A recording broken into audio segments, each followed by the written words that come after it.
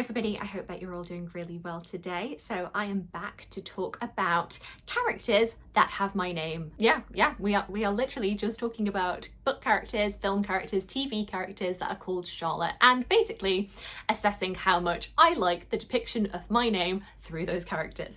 Is this a bit of a narcissistic video? Maybe, but I was very much inspired to do this video after watching Hannah from Snow White Reader do the exact same video where she went through different literary and TV film Hannahs and assessing whether or not she liked that depiction. Is it a bit of a silly video? Maybe. But we're doing it anyway, and I also enlisted some help from friends. I basically put an Instagram story out asking for people to recommend me different fictional Charlottes, and we're just going to go through that list today. Because when I was a child, I always felt like I never saw my name in anything, which seems a bit weird because Charlotte is a very, very common name. So I don't know where I got that idea from, but I always felt like Charlotte was never a main character, and I was like, how dare you? Like, Charlotte is obviously a main character. And I'd be really, really protective of my name. So if a character was called Charlotte, like, I had to deem whether or not this character was worthy of my name.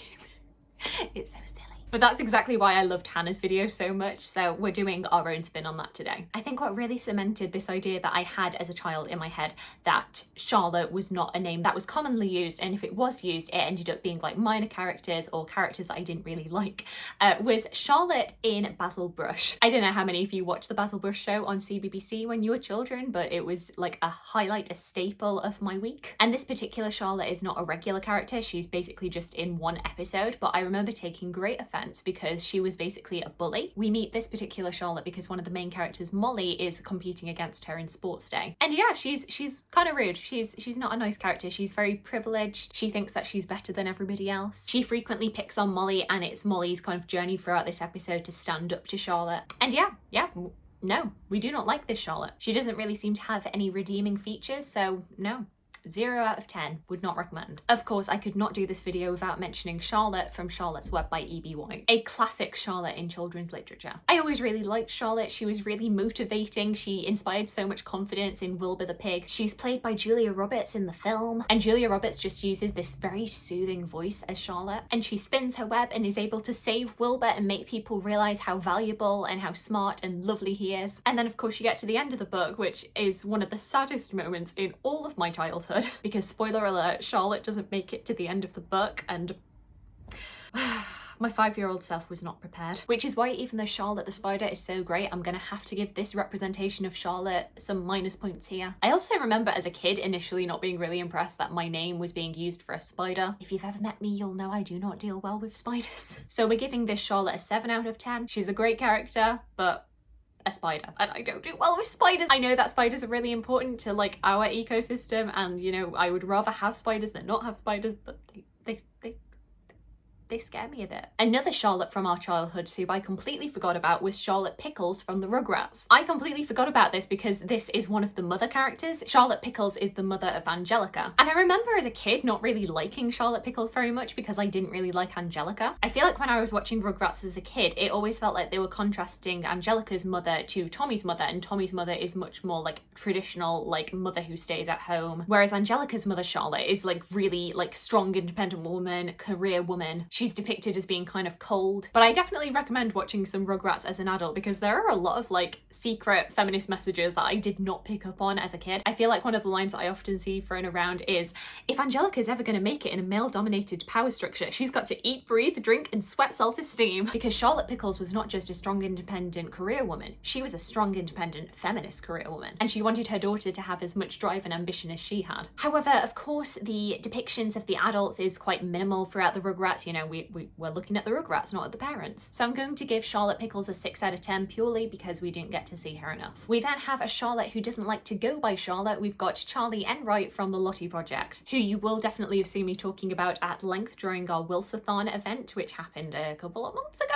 now. Wow. Time is going fast. I recently reread The Lottie Project and was kind of blown away by how like gutsy Charlotte is. As a kid, the main thing that stuck out to me about Charlie Enright in The Lottie Project was the fact that she didn't like being called Charlotte. She thought that it wasn't a great name, so she preferred to go by Charlie. And what really struck me this time around is that she's quite an arrogant and often quite a mean character. I think a lot of it is bred from her insecurities and her wanting to assert her dominance over other people. But yeah, there are a lot of times in The Lottie Project where Charlotte can be just kind of cruel to people. which I didn't remember. However, a big plot point of the Lottie Project is Charlie learning to be basically a kinder person and realizing that her cruel words have consequences. I always really appreciated how Charlie loved history and she loves baking, which are two of my loves. I'm gonna give Charlie Enright a 6 out of 10, mainly because she doesn't like being called Charlotte. And because even though she's not always the best character and she doesn't always do the right thing, you know, there's definitely room to grow there, and she does improve towards the end of the book. Next up, we're going to stray away a little bit from the children's fare, even though we will come back to it at the end. And let's talk about the Jane Austen Charlottes. I'm pretty sure that there's a Charlotte in Sense and Sensibility, but she's a very minor character. Tell me if I'm wrong, I think she's the character who's played by Imelda Staunton in the 1995 movie, and she's kind of depicted as being like really obsessed with her son, and one of Jane Austen's kind of silly characters. Meanwhile, we've got Hugh Laurie in the background who's just like, oh,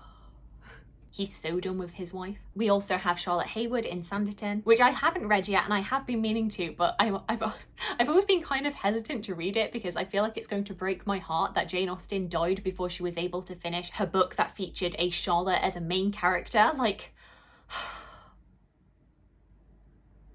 I'll never get over it. But of course, the Charlotte that most people think of when they think of Jane Austen is, of course, Charlotte Lucas from Pride and Prejudice. I kind of love Charlotte Lucas. I feel like the older I get, the more I appreciate Charlotte Lucas. I think as a teenager, my attitude was very much mirrored to Lizzie's, where she was like, how could you marry Mr. Collins? He's so silly. But I think as an adult, I much more appreciate Charlotte's pragmatism and how, unlike Lizzie, who can wait around for somebody else to come and propose to her, Charlotte doesn't have that luxury. She sees an opportunity to set her up for life, to make sure that she is looked after, because she's 27 now, and of course in this time period that is practically spinsterhood. We're not going to think about the fact that I'm 27 next year. What a burden to society I will be then. She does what she has to do. She marries Mr. Collins, and we get the impression that, you know what, she's fine with that. She's worked out how to make her life work for her, and that was a reality for a lot of women in this time period. Most women could not expect to have the romantic, like, sweep you off your feet romance of Lizzie and Darcy. So yeah, I have a lot of respect for Charlotte Lucas. She might not be as dynamic or sassy as an Elizabeth Bennet, but she's smart, she's pragmatic, she's kind of calculating in some ways. I'm giving her a solid 8 out of 10. We then have one of the most iconic screen Charlottes, Charlotte York from Sex and the City. And I feel like it will surprise no one to know that as a teenager, I so identified with Charlotte. Partially it was because of the name, and partially it was because Charlotte York is the hopeless romantic of the group. You've got Miranda, who's more focused on career and she's very cynical when it comes to men. You've got Samantha, who is very open about her sexuality and likes to flaunt it. Then you've got the main character, Carrie Bradshaw, who is the worst character in Sex and the City. She's kind of in the middle of being the cynic and the hopeless romantic, and she doesn't quite know where she fits. I feel like the show wanted to paint Carrie Bradshaw as like the realist, but I don't really feel like they succeeded in that. Whereas Charlotte York is much more straight-laced and conservative. She's a character who very much believes in playing by the rules when it comes to romance. And she basically wants a Prince Charming to come sweep her off her feet, and becomes very disillusioned by the fact that she's in her 30s and that hasn't happened. And yeah, as a teenager, I very much identified with that. And I generally feel like Charlotte in Sex and the City is a good character, is a positive character. I think she's always got good intentions and she always wants to do what is right by her friends. However, there is definitely a very strong judgy element to Charlotte because she is so rigid and traditional and sticks by these very conservative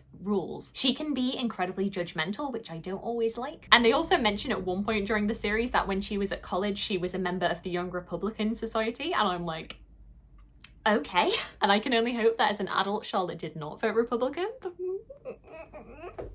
I feel like surely with her friendship group and what she learns through the series, like, adult Charlotte would not vote Republican, right?